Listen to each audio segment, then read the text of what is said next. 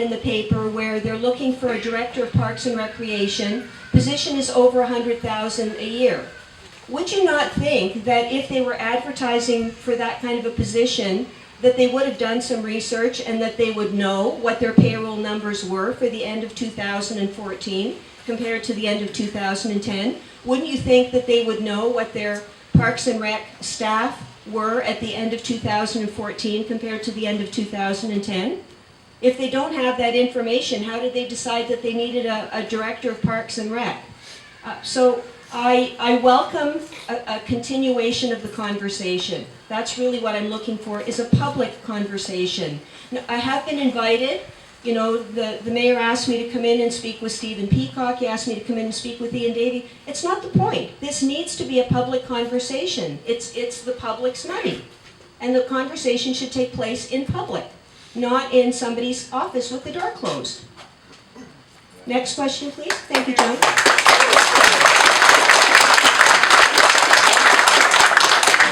Greg McCullough, 1079 The Breeze. Hi, Greg. I was just wondering if this groundswell is as much is business as much as property taxpayers at the residential level. Are you also hearing from businesses as well? I would say that probably at this moment we have not heard much from business yet. Our purpose really was to keep the group quite small at the beginning, keep it under wraps, do some research, and this really is our first rollout, if you will. I have been a business owner myself since 1998. Economic development is very, very important to me. This really is how my journey here started, because when I moved to Cobourg in July of 2011, I found the town was very vibrant. In the 4 years that I've lived here, I get depressed now when I go down on King Street, although I do see signs now of life. But I really felt that something needed to change, which is why I got involved in this. I am now a small business coach for the Business Advisory Centre, Northumberland. And I would welcome, if business has not gotten the message yet, we hope that we will after today. We want business in Cobourg to thrive. We want everyone to thrive. Everyone loves this town. Every single one of us here. We may have different ways of going about, or may have different ideas of what we think is best for it, but our intentions are all the same. We love this town, and we want to see it grow and prosper, not only for us, but for future generations. And thank you for that question, Greg, for giving me an opportunity to invite businesses to join with us. Thank you. Next question, please. Eddie, Mark Rockburn, TV Cogeco. Can you explain to how you got to this point today? The background, how it started, the grassroots of where we are today? How far back do you want me to go? We have limited time, so I'll give you the short version. What you need to know about me is that I'm an entrepreneur. I hate politics and I hate committees, and yet, look at me. I guess for me, what really crystallized it was the Park Theatre. I did my first ever delegation at Town Council about the Park Theatre. And for the record, I'm not opposed to the Park Theatre. What I was opposed to and continue to be opposed to is the process. It bothered me that they just willy-nilly voted to give $600,000 to what I consider a special interest group without a business case. Now, I have no objection to the people in the Park Theatre group. I know a lot of them, I respect a lot of them, I know that they are business people in the town. What I objected to was the fact that it was done without a business case. That's one part. The other part was where the money came from, because the $600,000 came from the holding company, Holdco, which was put into a Town of Cobourg reserve fund. The next morning, when I saw what had happened, I talked to a lot of people, and they were all, what happened? Why aren't they getting it? Why aren't they listening to us? And what occurred to me was that we had no power. They have power, but I was just one person standing up there. Paul Panuello has stood up before to talk about budget. He's got a lot of good points. Warren has been up making a presentation. Paul Whitehead was there that night as well. Each one of us were just individuals, just Paul, just Lydia, just whatever. And so we had no power.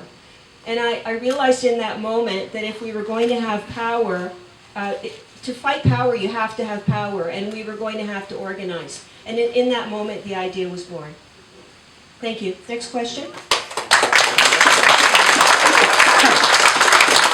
Another question from Northumberland 8097. One of the items that you said you'd be interested in is Holdco. Holdco is the holding company for lakefront utilities. And the mayor argues that the electricity rates in Cobourg are as low as they are anywhere in the province. Why would you want to criticize something like that? I'm going to turn the microphone over to either Ken or Paul. Who wants to take this one? You will? Thank you. Ken Strauss, please. Hello. I guess a couple of things. Why are we not the lowest rate? I believe the mayor said, or his worship says that we're the 8th lowest. Most of the other companies that supply electricity in the province to small towns are private companies. Viridian, for example, in Port Hope. And they make a profit for their owners, their shareholders.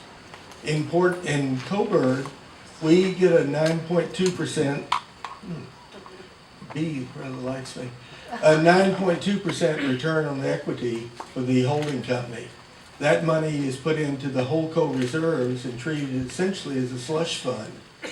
I don't know how many times I've heard the mayor say, it won't raise your taxes. No, it won't raise our taxes. But we could be paying 9.2% less for electricity and perhaps not buying the Park Theater, or maybe we should buy the Park Theater, but it should be debated by the taxpayers in town and should be a conscious decision. There's no free lunch. The same as the community center. It won't cost us a penny, except we paid over $800,000 for it last year. Does that sort of answer your question? Or? Okay. Thank you, John. Next question, please. Yep. Greg McCullough from Hi, Greg. Wilson. You're back again, eh? You're back for more. Yeah. I was just wondering, given the dialogue that you've had with the town so far on this and the mayor's reticence to speak openly with you, do you anticipate that there may not be a meaningful dialogue with Town Hall as it relates to your overall mandate? I sincerely hope, and you know what, that's a great question. Thank you for asking that one. I sincerely hope not, because anyone who knows me knows that I'm all about building things. I'm all about every one of us can be more together than we are on our own. And if you go back to the delegation that I did about the Park Theater, you'll actually find it on Cobourg Internet. The letter, I think, is still there in its entirety. You will see in there that I talked about how disappointed I was that we keep having this us versus them. That doesn't help anybody. I mean, I just look at this wonderful organization, these wonderful people that we're working. I could not have done any of this by my own. We're so much stronger together. And I think that it would be, I don't even know what the word is, sad, disappointing, if they didn't consider welcoming us, maybe not with open arms, but with open minds, because we really do care about what is good for the town. We're not, I personally believe that, you know, everyone there, council, town staff, whatever, they're all doing the best that they can. They're just people. A lot of them perhaps have not come from a business background. Maybe there are some things, or maybe they didn't come from a financial background. Maybe there are some things that we know that might be able to help them or give them another way of looking at it that would benefit everyone. So I certainly hope that that is not their attitude. And I know our intention is, we tend to meet weekly. We have met actually with a couple of the federal candidates so far, just to kind of talk to them about what they're up to and get to know them and have them get to know us. Although it was done unofficially as a chat group, not as the Cobourg Taxpayers Association. We'd still like to meet with the other two, but our intention as well is to, you know, invite each councillor, invite the mayor, invite the deputy mayor, come and sit down with us, have breakfast with us, let's just chat. So that's our intention. We hope it is theirs as well. Thank you. Next question. Chris Pelchet with Northumberland View. Yes? So, yeah, you've mentioned, you've mentioned Holdco, you've mentioned the Park Theater. Is there any, what are the criteria for what projects are you going to be looking at as far as, what you're going to be focusing your efforts on? That's the tough part. That's a great question. We're going to be busy for a very long time, sadly. So what are the criteria? Some of it depends on time frame. So as something is coming up, that's one of the criteria. Another one is where we think that we can make the biggest difference. But there are so many others that we haven't even mentioned. A really simple one that I'd like to see very soon is a recorded vote. Right now in council, when a vote is taken, you basically get, unless it's called specifically for a recorded vote, what happens is hands go up and it's either the motion is either accepted or it's denied. So if you go back a year ago, let's say, you want to go into the minutes and see how did they vote on something. How did they vote on the Park Theater? How did they vote on the marina expansion? However you personally feel about those issues, you have no way of going back to see what your councillor that you voted for or your councillors did. If there was a recorded vote, you would be able to go back and see that. So governance is very important. But we've got lots of issues. Does that answer your question? Is that good enough? All right, thank you. Any more questions? No? Lydia, I have a question. Yes? Was the mayor... Of course you do, Al. I don't know you very well, but of course you have a question. Don't ask any questions you don't want to hear the answer to. Okay. Was the mayor and council invited to this launch this morning? Paul? No, they weren't. Why? This launch today was intended to be essentially a media launch, a news conference. It wasn't intended to be a public meeting by any sense of the word. We wanted to get our message out today to the media in terms of who we are, what we're about, and what our plans are for the future. I can tell you that after this news conference ends today, Lydia is going over to Town Hall to leave a copy of our news release with the communications officer. It's certainly our intent to try and meet with council in the very near future as an introductory meeting. We haven't decided yet how that's going to be put together, whether it will be through a delegation to council or whether we ask council if we can have a meeting with perhaps just the mayor. We know we can't meet with all of council combined because that then becomes sort of an illegal council meeting. But it's, as Lydia said, it's our intent to try and work with the media, with the council in terms of solving some of the big issues that face our community.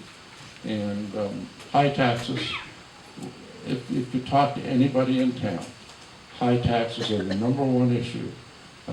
And particularly when it comes to new growth, business retention, we'll never attract new business to town with the high taxes that we have. So that's going to be a key focus in terms of economic development in this town. You're here. Thank you, everyone. I think that concludes our press conference today. We would like to thank each and every one of you for coming. Thank you very much. And we welcome you to visit our website, coburgtaxpayers.ca. We welcome you to hang around and talk to us afterwards if you want to know more.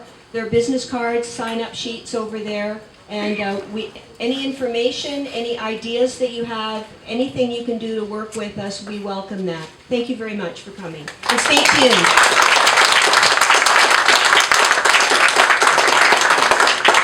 Thank you.